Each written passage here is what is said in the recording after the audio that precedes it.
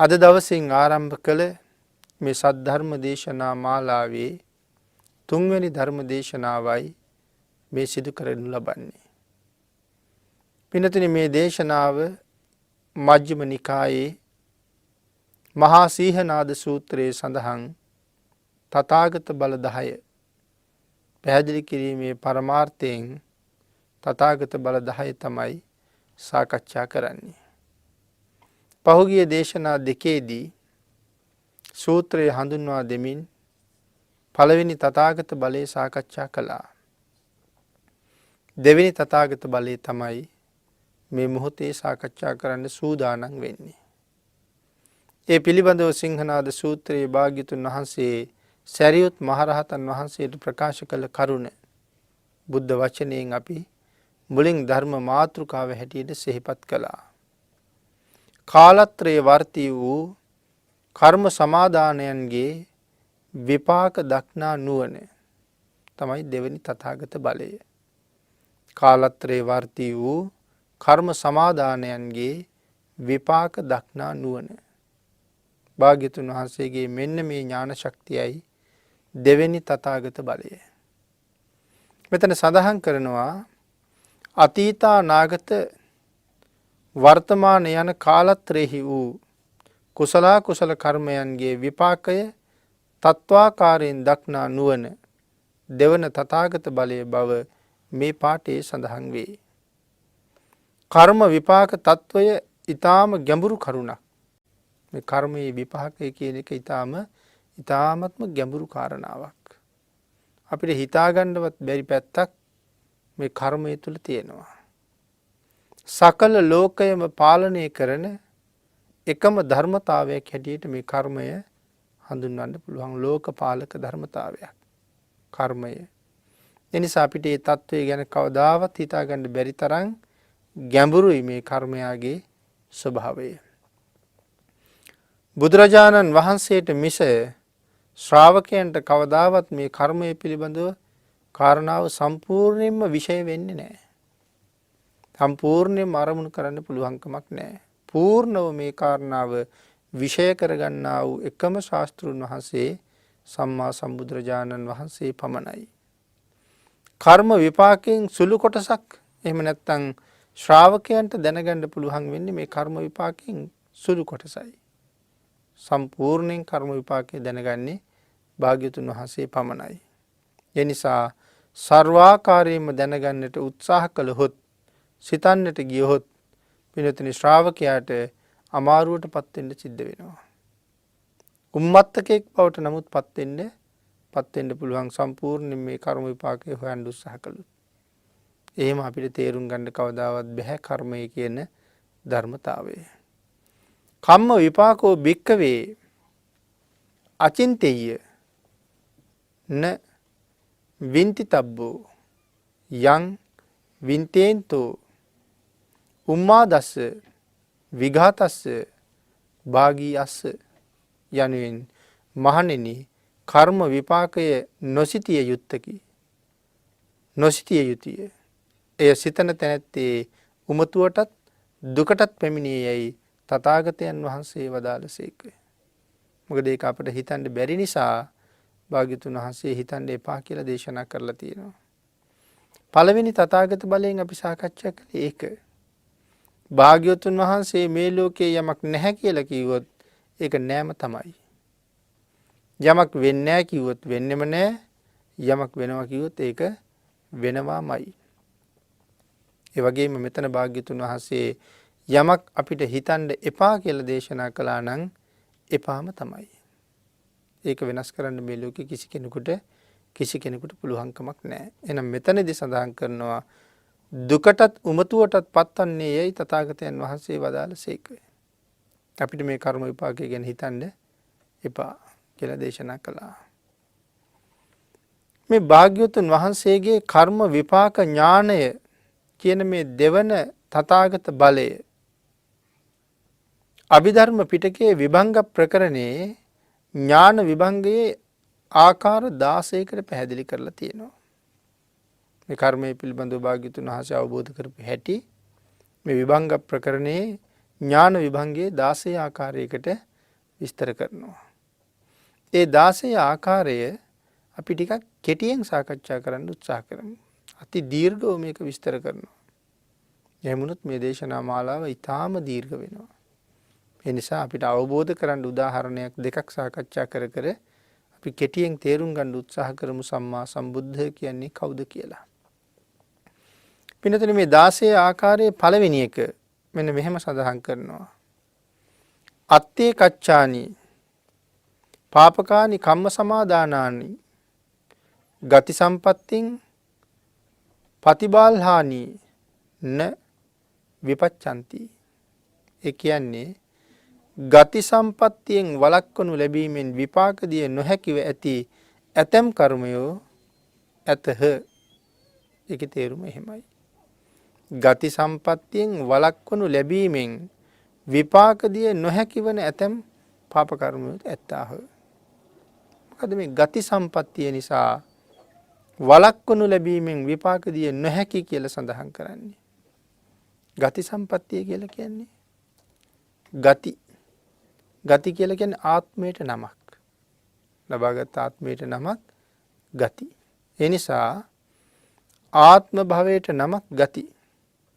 කුසල කර්ම බලයෙන් ලබන මනුෂ්‍ය ආත්ම භාවය. මේ මනුෂ්‍ය ජීවිතය ලැබුවේ සංසාරයේ අපමණ කුසල් කරලා. සාමාන්‍යයෙන් එසේ මෙසේ කුසලයක් කරලා මනුෂ්‍ය ආත්මය ලබන්න පුළුවන්ද? එහෙමනම් මනුෂ්‍ය ආත්මය ලබන්න බෑ. මනුෂ්‍ය ආත්ම භාවය ලබන්න සිද්ධ කරන පුණ්‍ය කර්මයන් අතර සුවිශේෂී පුණ්‍ය කර්මයක් තමයි මේ සිල් රකින්න එක. සීලය අත්‍යවශ්‍යයි ඊළඟ උපත තීරණය කරන්න. සිල් තිබ්බොත් සුගතියක උපත තීරණය වෙනවා. දුගතියක උපදින්න නම් ඉතින් සිල් ඕනේ නැහැ. යම් වෙලට අපි මේ ඉන්නේ හැටියට මෙ හිටියාම ඒක දුගතිය උපදින්න හොඳටම ප්‍රමාණවත්. හැබැයි සුගතියකට යන්න බලාපොරොත්තු වෙනවා නම් මීට වඩා වීරිය කරන්න සිද්ධ වෙනවා. මීට වඩා සිල් ගුණ පුරන්න සිද්ධ වෙනවා. මේ ලෝකේ කෙනෙක් උපදින්නේ කොතනද මරුණට පස්සේ කියන කාරණාව තීරණය කරන්නේ සීලය. මෙයා උපදින්නේ කොහෙද? මෙයාට ඉපදුනාට පස්සේ ලැබෙන්නේ මොනවාද? ඒක තීරණය කරන්නේ දානය. උපදින තැන තීරණය කරනවා සීලය. ඉපදුනාට පස්සේ ලැබෙන දේවල් තීරණය කරනවා දානය. නමුත් අපි මේ දෙකම දානයෙන් මුදුන්පත් කරන්න උත්සාහ කරුවට ඒක සාර්ථක වෙන්නේ නැහැ. එතකොට දෙකම අසාර්ථකයි. සිල් නැතුව දන් දීලා වැඩකුත් නැහැ. ඒ නිසා දන් දෙන්නත් සිල් තියෙන්න ඕනේ.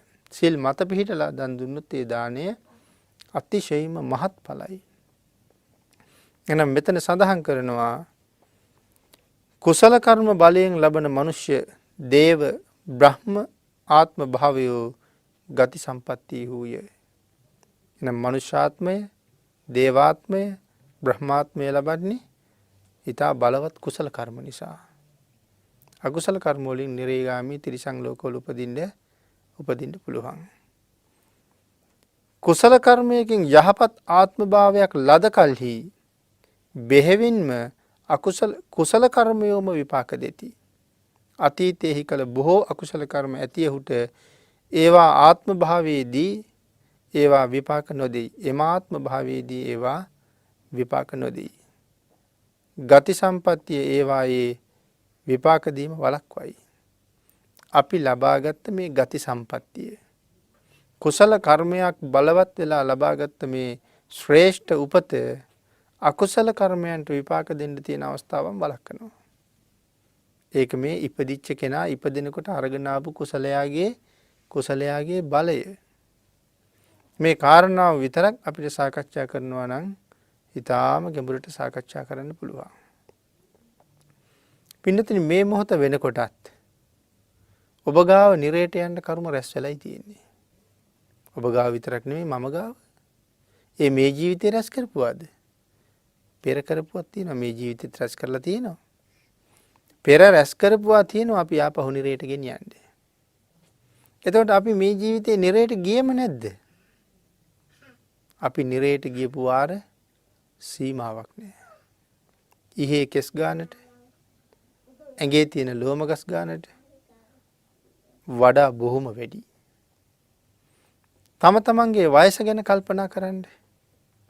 මේ වයසට එනකොට මම වැටි වැටි ඇවිදින්න පටන් ගත්ත දවසේ ඉඳලා මේ මහ පොළවේ මං අඩි කීයක් තියන්නේ නැද්ද? එදා ඉඳලා අද මේ මැදිරි සංකීර්ණයට ඇවිල්ලා වාඩි වෙනකන් මේ බණ අහන්න මේ පොළවේ මම තියාපු අඩිය යට මගේ පාද දෙක පිහිටපු තැන්වල තියෙන වැලි ප්‍රමාණය එකතු කරලා අරගෙන ඒ වැලියට ගණන් කෙරුවොත් ඒ වැලියට ගානට වඩා 100,000 ගුණයකින් මම නිරේ ගිහිල්ලා තියෙනවා. ඒවා අපට නුපුරුදු තැන් නෙමෙයි. ආය යනකොට අලුත් තැන්. නමුත් අපි සසර ඕන තරම් ගියපු තැන්. නිරය, තිරිසන් ලෝකේ, പ്രേත ලෝකේ, අසුර ලෝකේ අපි ඕන තරම් දුක් විඳා. එතකොට දුක් විතරද මේ සංසාරේ විඳින්න ඇත්තේ? දෙව්ලොව ගිහිල්ලා දෙව් සැපත් විඳා. බඹලොව ගිහිල්ලා බඹ සැපත් විඳා.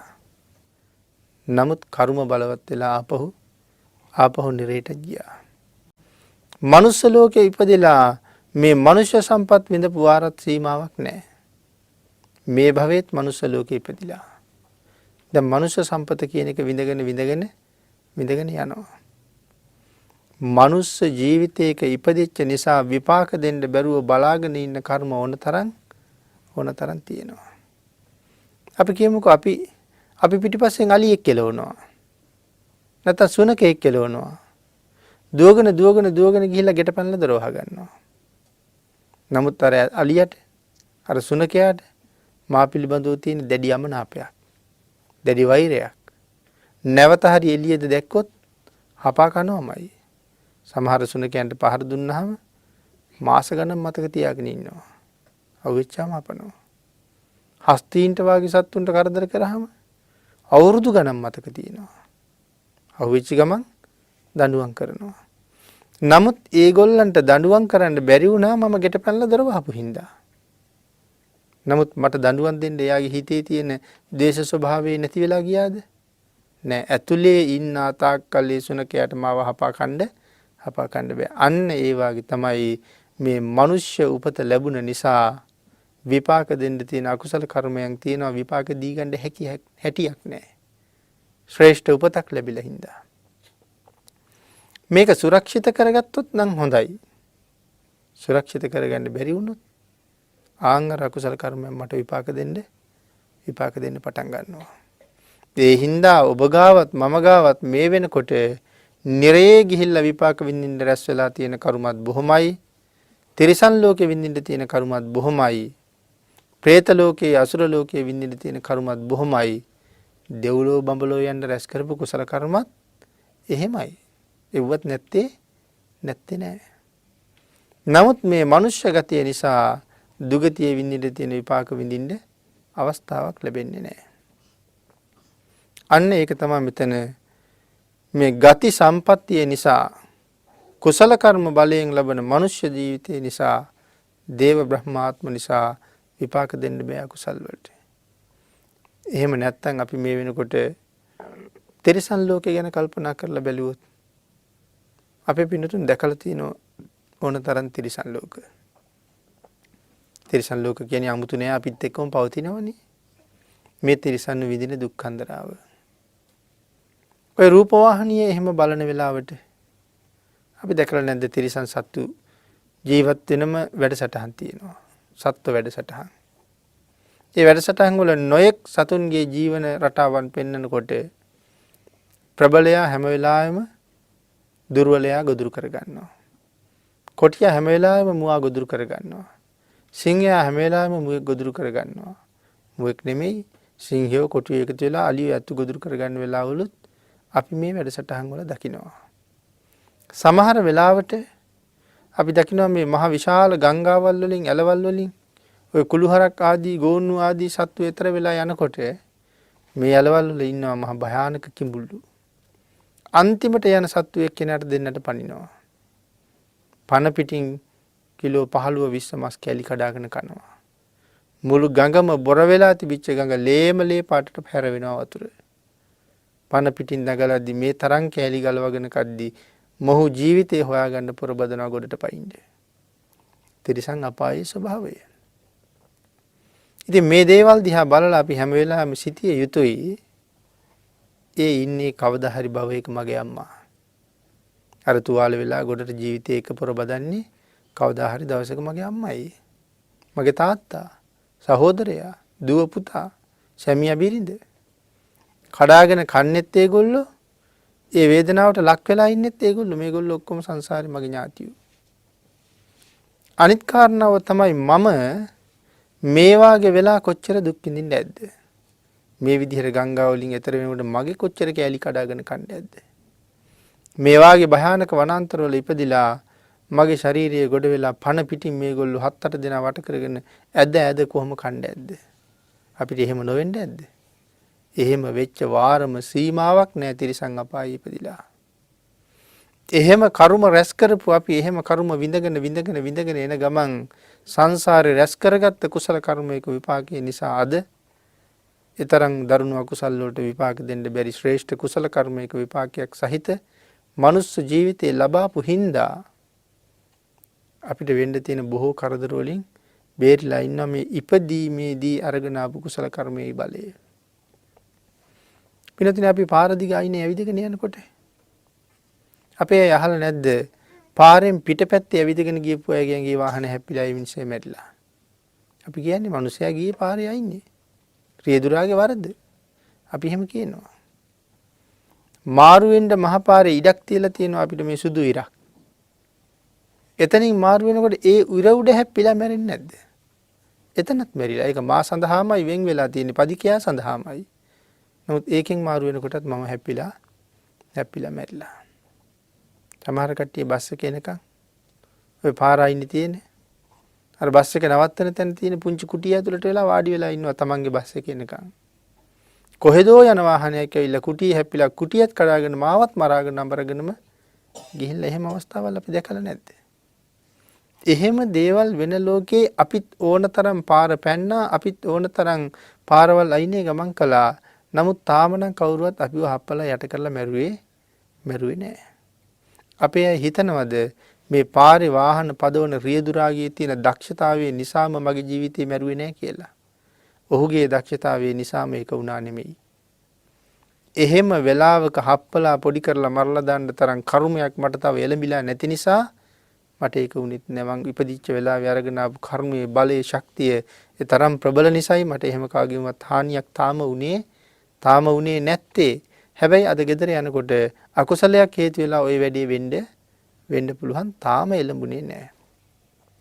එහෙමනම් මේ ගති සම්පත්තියෙන් අරගෙන ආපු ස්වභාවය අපිට කර්ම විපාක දෙන්නේ නැතුවා නෙමෙයි. ඕන තරම් කර්ම තියෙනවා.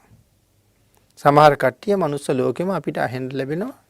මේ පිහියක් අරගෙන උල් ආයුධයක් අරගෙන 20 පොළට 30 පොළට 40 පොළට ඇනලා මරලා දාලා තිබුණා කියලා අපි අහනවා. එහෙම අපිට අනින්න තරම් කර්මයක් නැතුව ඇද්ද අපි කරලා සංසාරේ? අපොයි තියෙනවා. ඕන තරම් තියෙනවා. තාම විපාක දුන්නේ නැහැ. ඉතින් එහෙම අවස්ථාවලුත් තියෙනවා. කෙසේ වෙතත් තිරිසන් ලෝකයේ ඉපදිලා මට විඳින්න තියෙනවා නම් යම් දුකක්. ඒ දුක මනුස්ස ලෝකයේ ඉපදිච්ච හින්දා මට විඳින්න නැහැ. අපායේ ගිහිල්ලා විඳින්න තියෙනවා නම් යම් දුකක්. මේ මනුස්ස ජීවිතේ ලබාපු හින්දා ඒ නිරා දුක මට දැනෙන්නේ නැහැ.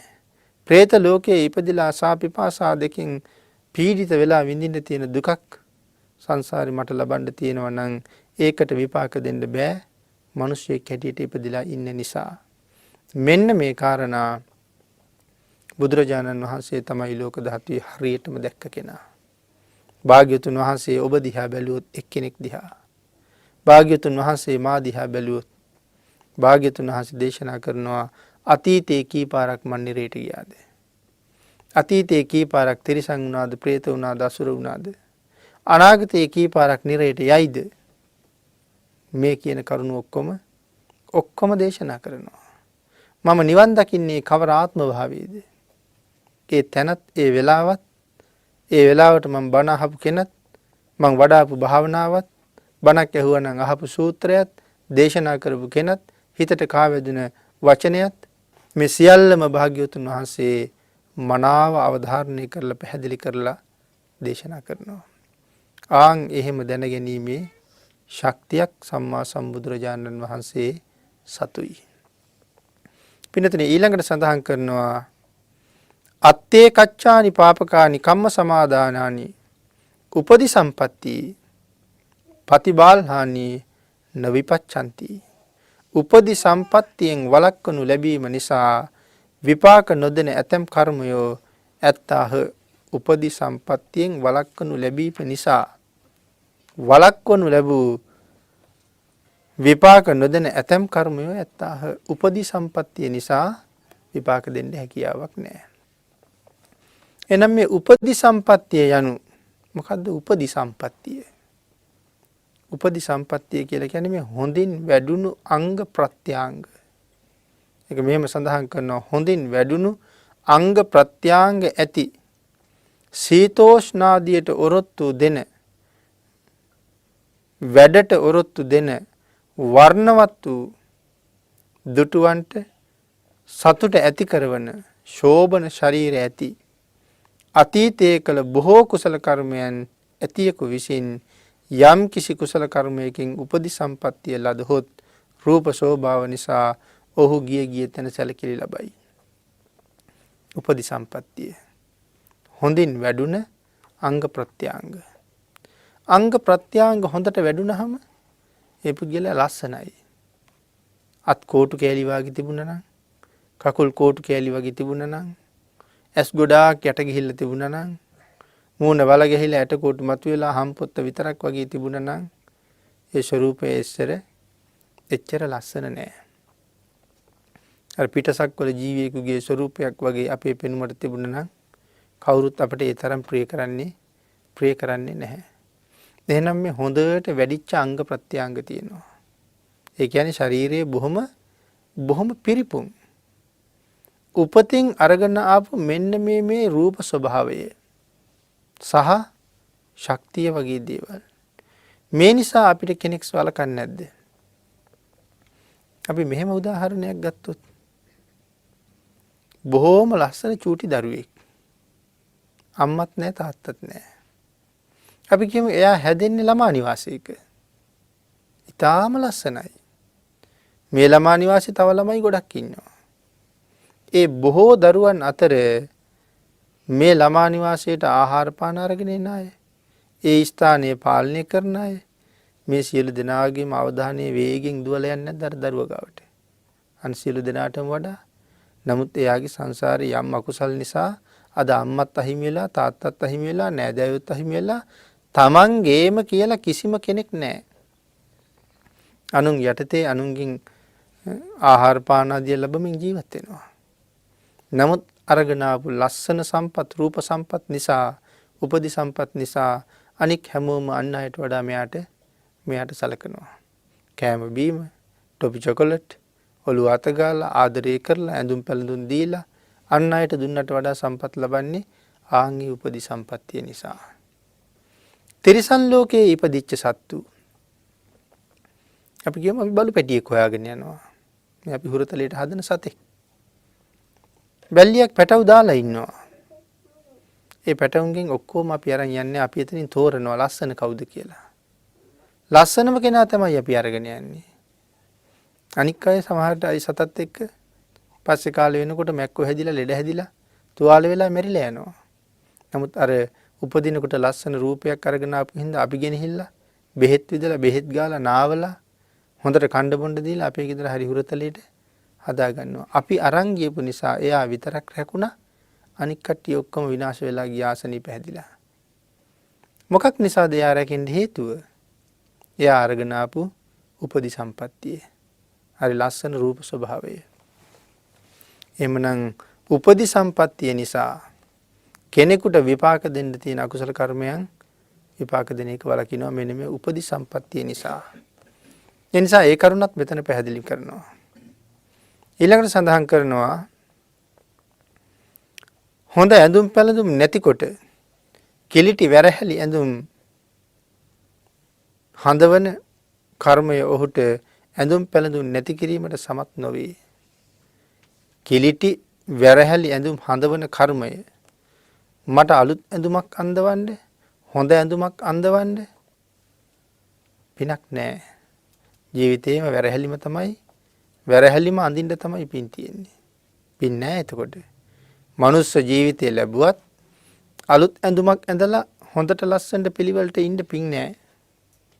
ඇඳුම් නැතුවද තිබ්බත් අඳින්න හිතෙන්නේ නැහැ. සමහර අයට ඕන තරම් කණ්ඩ තියෙනවා කණ්ඩ හිතෙන්නේ නැහැ. නැතුව මේ නැතුවමද හොඳට තියෙනවා හිතෙන්නේ නැහැ. ඒත් සංසාරි කර්මයක් බලපාලා. තව කෙනෙක් ඉපදිලා ඉන්නවා ඒ විදිහටම කර්ම කරලා.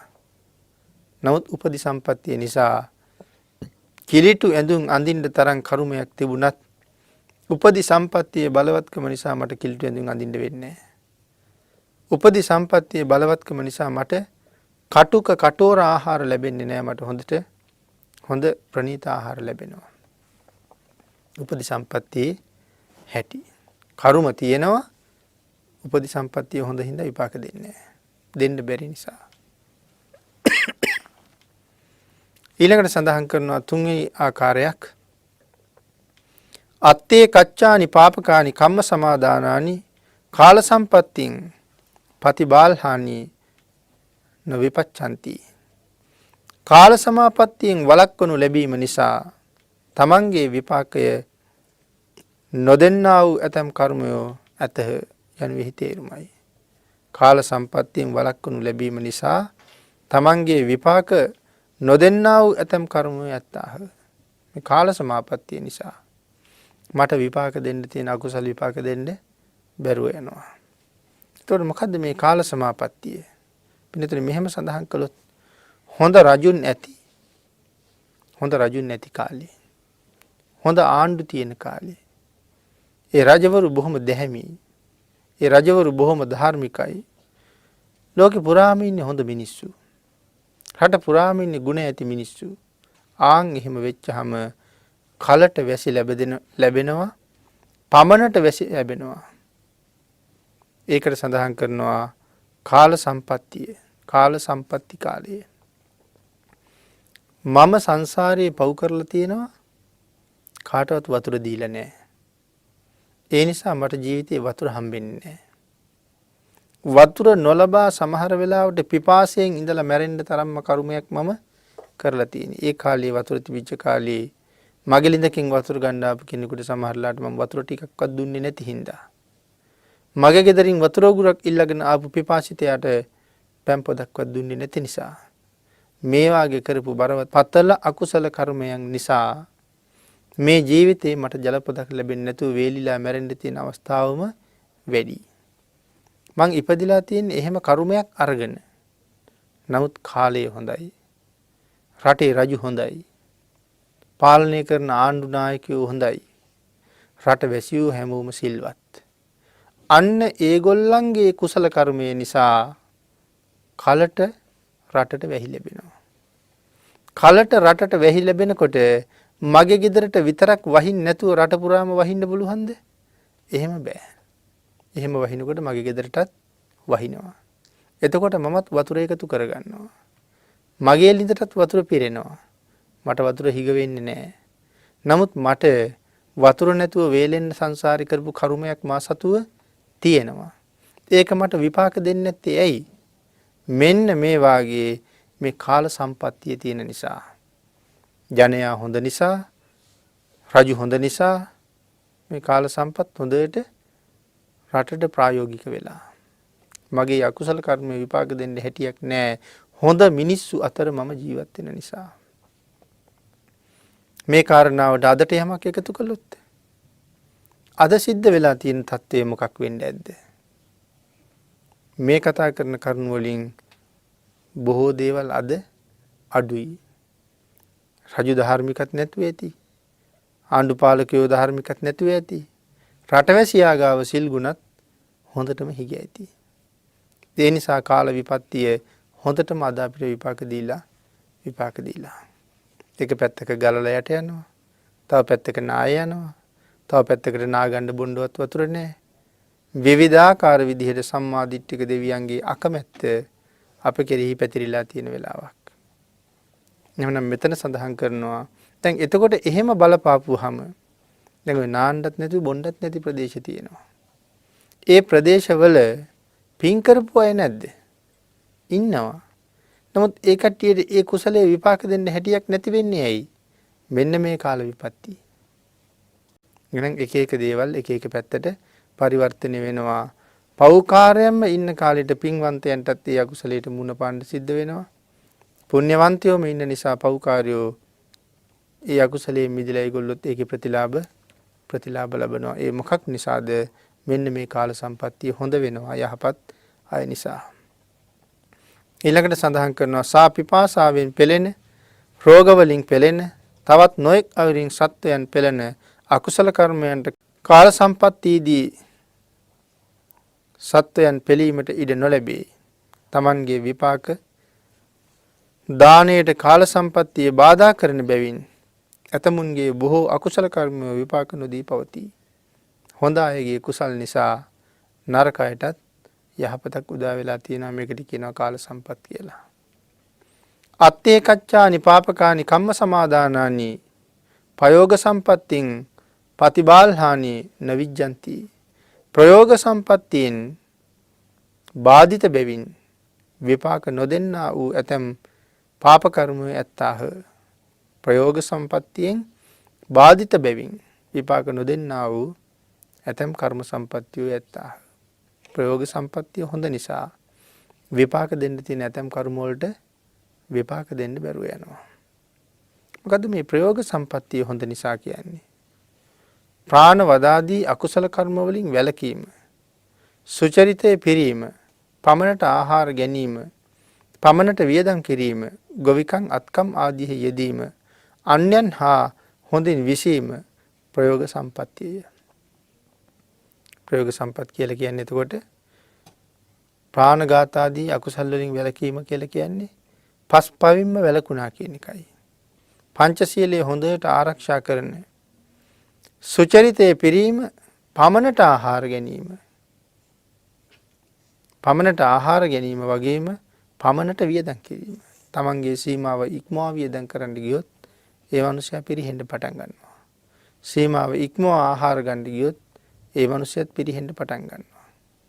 මෙන්න මේ කටයුතු හරියට මෙදෙනවා නම් අන්‍යයන් හා හොඳින් විසීමේ ප්‍රයෝග සම්පත්තිය.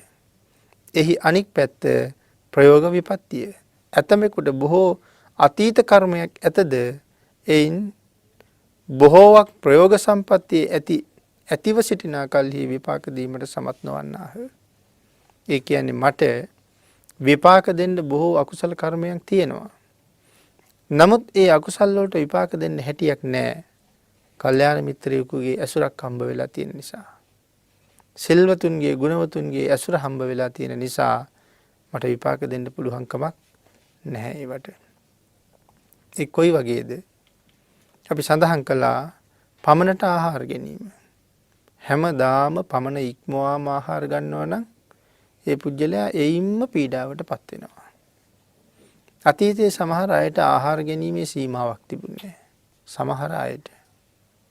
ඉතින් සමහර අය ආහාර ගත්ත ගමන් එතනම වැටිලා නිදා ගන්නවා. සඳහන් කරනවා සමහර අය ආහාර ගන්නවා කියලා මේ උගුරෙන් පහළට යන්නෙම නැහැ. දැන් ආහාර ගිලින්නම බෑ. පුරවපුවා ගිලින්න උත්සාහ කරුවට ගිලෙන්නේ නැහැ. කටේමයි. ඒ කියන්නේ ආහාර මාර්ගයේ ඉඳලම පිරීලා. දරා ගන්න බැරුව වැටෙනවා කියලා සඳහන් කරනවා එතනම. වැටිලා නිින්ද යනවා. බත් මත කට ඇරිලා. සඳහන් කරනවා කොච්චර කෑම කාලද කියලා කිව්වොත් නිින්ද ගියාට පස්සේ කපුටෝ ඇවිල්ලා දත් වහල්ල උඩ වහලා කටේ තියෙන බත් කනවා කියලා. ඒතරම්ම කාලා එතනින් එහාට ගිලෙන්නේ නැහැ. ඉතින් මෙහෙම ආහාර ගන්න ගියාම හරි අමාරුයි. හරිම අපහසුයි. කොසල් රජුන්ට මේ කරුණු භාග්‍යතුන් වහන්සේ පැහැදිලි කරන්නේ. නමුත් බුදුරජාණන් වහන්සේ ආහාර ගන්න පිළිවෙල කොසල් රජුන්ට කියලා දුන්නාට පස්සේ කොසල් රජු එයින් හරි සුවයක් ලැබුවා. අමාත්‍යවරයාට කියනවා දවසින් දවස රජුන්ගේ ආහාර ගන්න උයන හාල් ප්‍රමාණය මිට අයින් කරන්න කියලා. ඒ වගේම රජුරෝ කෑම කන්න යනකොට රජුන්ගේ අවසාන බත් පිඩ ආහාරයට ගන්න යනකොට ඒක නතර කරන්න. එහෙම ප්‍රමාණය හොයලා දෙනවා. මේ ප්‍රමාණයට ආහාර ගත්තට පස්සේ රජුන්ට පුදුම පුදුම සුවයක්. ඒ වගේම අපිට හම්බෙන ප්‍රමාණයට වඩා වැඩියෙන් වියදම් කරනවා නම් ඒ පුජ්‍යලයා පිරිහෙනවා. කල්යාණ මිත්‍රයෙක් හම්බෙලා ඔහුගෙන් ඒක වළක්වනවා නම් ඒ පුජ්‍යලයා පිරිහීමෙන් වළකිනවා. කෙනෙක් පස්පව් කර කර ජීවත් වෙනවා. කල්යාණ මිත්‍රයෝ හම්බෙලා පව් කරන්න දෙන්නේ නැහැ ඔහුට. ඔහු පව් කරන එකෙන් වළක්වනවා.